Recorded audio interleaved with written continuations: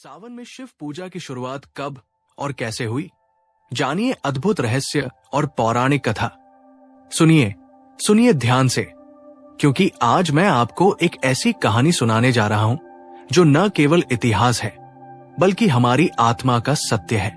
ये कहानी है सावन के महीने में शिव पूजा की शुरुआत की। ये कहानी है उस समय की जब धरती कांप रही थी, आकाश रो रहा था और देवता भी डर से कांप रहे थे। कल्पना कीजिए समुद्र मंथन का वो भयानक दिन जब देवता और असुर मिलकर क्षीर सागर को मथ रहे थे। मंदराचल पर्वत को मथानी बनाया गया था, वासुकी नाग को रस्सी, लेकिन जो निकला वो था हलाहल, वो था कालकूट, वो था ऐसा विष जो पूरी सृष्टि को नष्ट कर सकता था।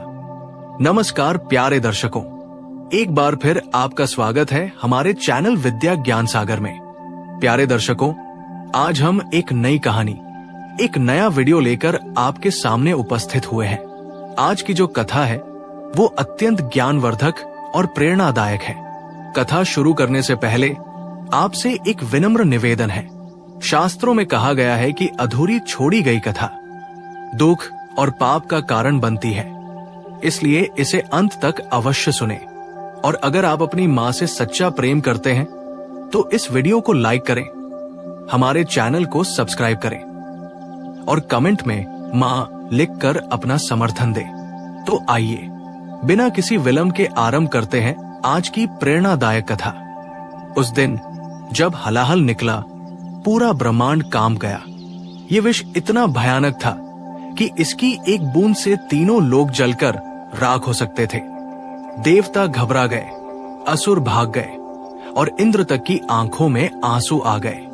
ब्रह्मा जी की आवाज कांप रही थी जब वे बोले, हे प्रभु, ये विष तो पूरी सृष्टि को नष्ट कर देगा, इसका क्या करेंगे? विष्णु भगवान भी चिंतित थे। उन्होंने कहा, इस विष को कोई नहीं पी सकता, ये तो मृत्यु का साक्षात रूप है। लेकिन तभी एक आवाज गूंजी, गहरी, शांत लेकिन दृढ़, मैं पी लूंगा। सभी की नजरें उस ओर मुड़ी जहां खड़े थे। महादेव, भोलेनाथ, नीलकंठ। शिव जी के इस निर्णय को सुनकर पार्वती जी का दिल दहल गया। उनकी आंखों से आंसू बहने लगे। वे बोली, हे प्राणनाथ, ये विष आपको मार देगा, मैं आपको ऐसा करने नहीं दूंगी।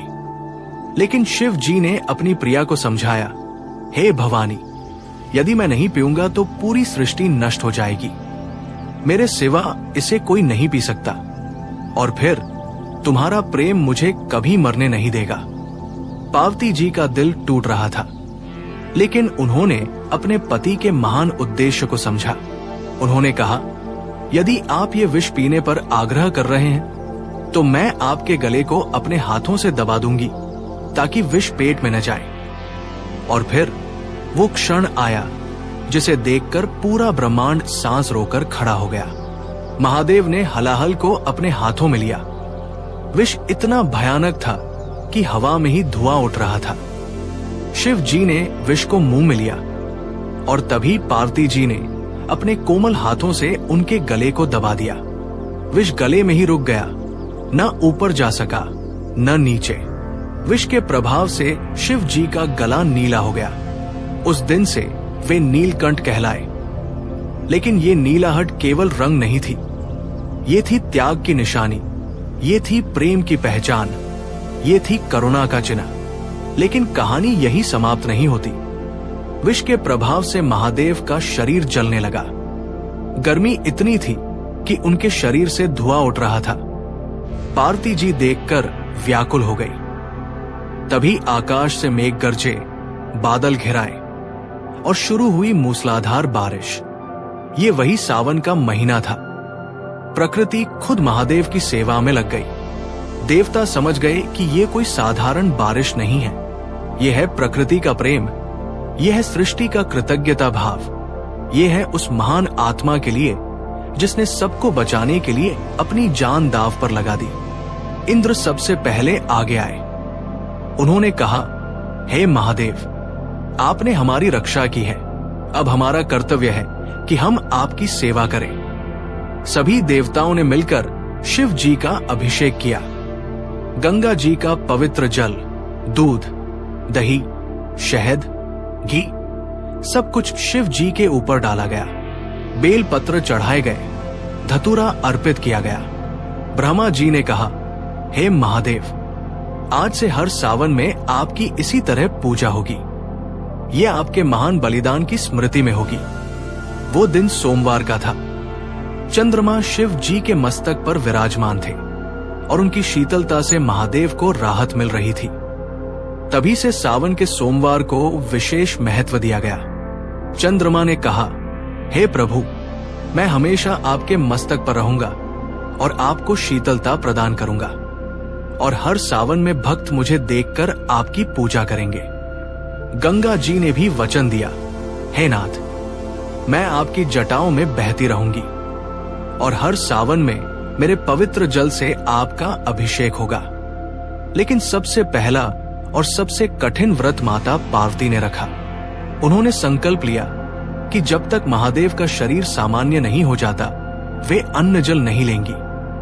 पूरे सावन महीने माता पार्वती ने निर्जला व्रत रखा। वे दिन रात शिव जी की सेवा में लगी रही। उनका यह व्रत इतना पवित्र था कि देवता भी आश्चर्यचकित हो गए। ब्रह्मा जी ने कहा, हे देवी, आपका यह व्रत सच्चे प्रेम का प्रमाण है। आज से हर सावन में स्त्रियां आपकी तरह व्रत रखेंगी और अपने पतियों की लंबी आयु की कामना करेंगी। विष पीने के बाद महादेव के गले में जो जलन हो रही थी वो असहनीय थी। तभी नाग देवता आए। वासुकी नाग ने कहा, हे प्रभु, आपने हमारे कुल के वासुकी को समुद्र मंथन में उपयोग होने दिया। अब हमारा कर्तव्य है कि हम आपकी सेवा करें। सभी नाग देवताओं ने मिलकर शिव जी के गले में अपनी शीतलता से उन्हें राहत दी। तभी से शिव जी के गले में नाग विराजमान है। शेषनाग ने कहा, हे महादेव, हर सावन में नाग पंचमी के दिन लोग हमारी भी पूजा करेंगे। ये आपके साथ हमारे संबंध की याद में होगी। महादेव के इस महान बलिदान को देखकर उनकी आंखों से आंसू बहे, लेकिन ये आंसू दुख के नहीं बल्कि करुणा के थे, संसार के लिए प्रेम के थे। जहां जहां ये आंसू गिरे वहां वहां रुद्राक्ष के वृक्ष उगाए। रुद्राक्ष के बीज में वही शक्ति थी जो महादेव में थी। तभी से रुद्राक्ष को सबसे पवित्र माना गया। सावन में रुद्राक्ष पहनकर शिव जी की पूजा करने से विशेष फल मिलता है। कहते हैं कि जब महादेव ने हलाहल पिया था तो पृथ्वी पर जो बूंदें गिरी थी वहां धतूरे के पौधे उगाए। धतूरा भी विषैला होता है, लेकिन शिव जी को ये प्रिय है क्योंकि इसमें उनके विष को सहन करने की शक्ति है। तभी से सावन में धतूरा चढ़ाने की परंपरा शुरू हुई। धतूरा चढ़ाने से महादेव प्रसन्न होते हैं क्योंकि ये उनके त्याग की याद दिलाता है। विष के प्रभाव से बचने के लिए महादेव ने भांग का सेवन किया था। भांग में ऐसे गुण हैं जो विष के प्रभाव को कम कर देते हैं। तभी से भांग को शिव जी का प्रिय माना गया। सावन में भांग का प्रसाद चढ़ाने से महादेव की विशेष कृपा मिलती है, लेकिन ये केवल धार्मिक भावना से किया जाना चाहिए, न कि मनोरंजन के लिए। विष के कारण महादेव के शरीर में जो जलन हो रही थी उसे शांत करने के लिए निरंतर जल अभिषेक किया जा रहा था। ये जल केवल पानी नहीं था बल्कि भक्ति का प्रतीक था, सेवा का भाव था, प्रेम की धारा थी। तभी से सावन में जल अभिषेक की परंपरा शुरू हुई। जल अभिषेक करते समय ये भावना होनी चाहिए कि हम महादेव के शरीर की जलन को शांत कर रहे हैं। गंगा जी के पवित्र जल से अभिषेक करने के लिए देवता दूर दूर से जल लेकर आए थे। उन्होंने कांवड़ में गंगा जल भरा और महादेव के अभिषेक के लिए लाए। ये पहली कांवड़ यात्रा थी। तभी से सावन में भक्त कांवड़ में गंगा जल भरकर शिव जी के अभिषेक के लिए लाते हैं। ये यात्रा केवल धार्मिक क्रिया नहीं है बल्कि उस महान बलिदान की याद में की जाती है। जब देवता महादेव की सेवा कर रहे थे तो गंधर्वों ने मधुर संगीत गाया। ये संगीत इतना मधुर था कि महादेव को शांति मिली। इस संगीत में शिव जी के गुणों का वर्णन था, उनके त्याग की प्रशंसा थी। तभी से सावन में भजन कीर्तन की परंपरा शुरू हुई। बोल बम के नारे भी इसी समय शुरू हुए। ये नारा महादेव के साहस और त्याग को याद करता है। सावन में महादेव की पूजा देखकर सती अनुसुईया ने भी व्रत रखा। उन्होंने कहा, हे प्रभु, आपका ये बलिदान अतुलनीय है, मैं भी आपके लिए व्रत रखती हूँ। अनुसुईया जी का व्रत इतना पवित्र था कि त्रिदेव भी प्रभावित हुए। उन्होंने अनुसुईया को वरदान दिया कि जो भी स्त्री सावन में सच्चे मन से व्रत रखेगी उसे सुखी गृहस्थी मिलेगी। सप्तर्षियों ने भी महादेव के सामने प्रार्थना की। उन्होंने कहा, हे महादेव, आपका ये कार्य धर्म की रक्षा के लिए है, हम भी आपकी सेवा में सहयोग करना चाहते हैं। सप्तर्षियों ने मिलकर महादेव के लिए यज्ञ किया। इस यज्ञ से जो धुआं निकला उसमें औषधीय गुण थे जो विष के प्रभाव को कम करते थे। तभी से सावन में धूप दीप जलाने की परंपरा शुरू हुई। सावन के महीने में प्रकृति भी महादेव की सेवा में लग गई। वृक्षों ने अपने पत्ते गिराए ताकि महादेव को छाया मिल सके।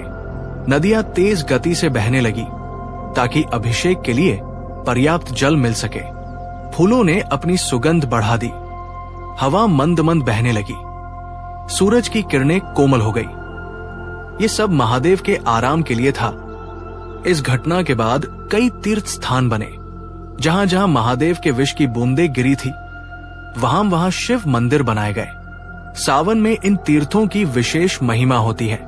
काशी विश्वनाथ, सोमनाथ, मल्लिकार्जुन, महाकालेश्वर, ये सभी तीर्थ इसी घटना से जुड़े हैं। सावन में इन तीर्थों की यात्रा करना विशेष फलदायी माना जाता है। देवताओं ने महादेव की पूजा के लिए षोडशोपचार 16 प्रकार की पूजा की। इसमें आवाहन, आसन, पाद्य, अर्घ्य, स्नान, वस्त्र, यज्ञोपवीत, गंध, पुष्प, धूप, दीप, नैवेद्य, आचमन, तांबूल, आरती और विसर्जन शामिल था। ये पूजा विधि आज भी सावन में की जाती है। ये केवल रस्म नहीं है, बल्कि उस महान पूजा की याद में की जाती है जो देवताओं ने की थी। विष के प्रभाव को कम करने के लिए देवताओं ने मिलकर ओम नमः शिवाय का जाप किया। इस मंत्र में इतनी शक्ति थी कि विष का प्रभाव धीरे धीरे कम होने लगा। तभी से सावन में ओम नमः शिवाय का जाप विशेष महत्व रखता है। इस मंत्र के जाप से भक्त को वही शक्ति मिलती है जो महादेव में है। इस घटना के बाद ब्रह्मा जी ने रुद्राष्टक की रचना की। इसमें महादेव के उस महान बलिदान का वर्णन है। सावन में रुद्राष्टक का पाठ करना अत्यंत शुभ माना जाता है। नमामिश्मीशान निर्वाण रूपण विभुन व्यापक ब्रह्म वेद स्वरूपम। ये श्लोक उसी समय की याद दिलाता है जब महादेव ने सबकी रक्षा के लिए विष पिया था। इस घटना के बाद सच्ची भक्ति की शुरुआत हुई। भक्ति का मतलब केवल पूजा पाठ नहीं है, बल्कि वो त्याग और सेवा भावना है जो महादेव ने दिखाई थी। सावन में भक्ति का मतलब है निस्वार्थ सेवा, दूसरों की भलाई के लिए अपना त्याग और सच्चे मन से भगवान की उपासना। ये भक्ति ही सावन का असली अर्थ है। नारद जी ने इस घटना का संदेश पूरे लोकों में फैलाया। उन्होंने कहा, हे लोगों, महादेव ने हमारी रक्षा के लिए विष पिया है। अब हमारा कर्तव्य है कि हम उनकी सेवा करें। इस संदेश से सभी लोग प्रभावित हुए। मनुष्य लोक से लेकर देवलोक तक सभी जगह सावन में शिव पूजा की परंपरा शुरू हुई। इस घटना के बाद समाज में एक नया परिवर्तन आया।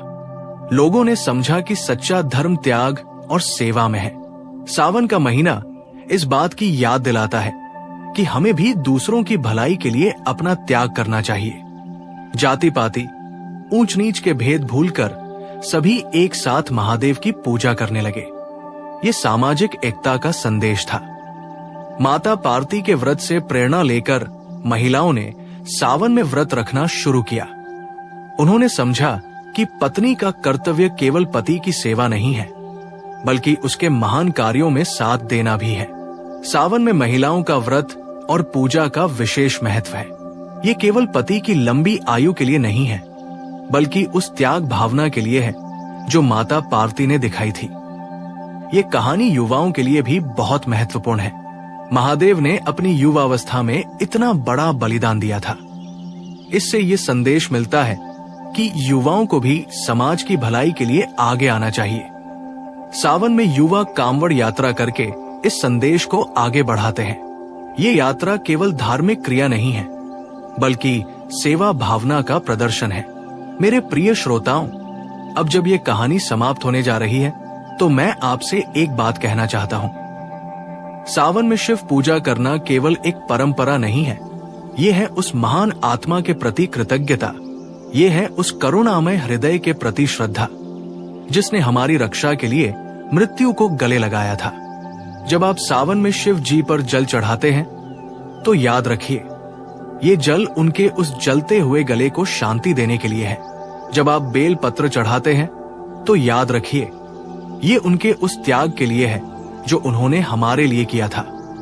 और जब आप हर हर महादेव का जयकार करते हैं, तो याद रखिए, ये केवल एक नारा नहीं है, ये है उस महान आत्मा के प्रति आपका प्रेम, ये है उस नीलकंठ के प्रति आपकी श्रद्धा, जिसने संसार को बचाने के लिए अपना सब कुछ दांव पर लगा दिया था। आज जब आप घर जाएंगे, जब आप सावन का चांद देखेंगे, जब आप बारिश की बूंदों को महसूस करेंगे, तो याद रखिएगा, ये सब उसी महान बलिदान की याद में है, ये सब उसी अमर प्रेम की निशानी है। शिव जी का नीला गला आज भी हमें याद दिलाता है कि सच्चा प्रेम त्याग में है, सच्चा धर्म सेवा में है और सच्ची भक्ति समर्पण में है। तो जब भी आप पर कोई संकट आए, जब भी आपको लगे कि आपकी परेशानियां बहुत बड़ी हैं, तो याद कीजिए महादेव का वो गला जो आज भी नीला है, जो आज भी उस विष को अपने में समेटे हुए है, जो हमारी रक्षा के लिए पिया गया था। और अंत में जब ये कहानी आपके दिल में बस जाए, जब ये आपकी आत्मा का हिस्सा बन जाए, तो याद रखिए, आप भी कोई छोटा बलिदान नहीं है। आप भी इस संसार को बेहतर बनाने के लिए कुछ न कुछ कर सकते हैं। प्यारे भक्तों, हमें आशा है कि ये कथा आपके जीवन में सकारात्मक बदलाव लेकर आई होगी। कृपया इसे लाइक करें और दूसरों तक पहुंचाने के लिए इसे शेयर करें। अपने श्रद्धा भाव को कमेंट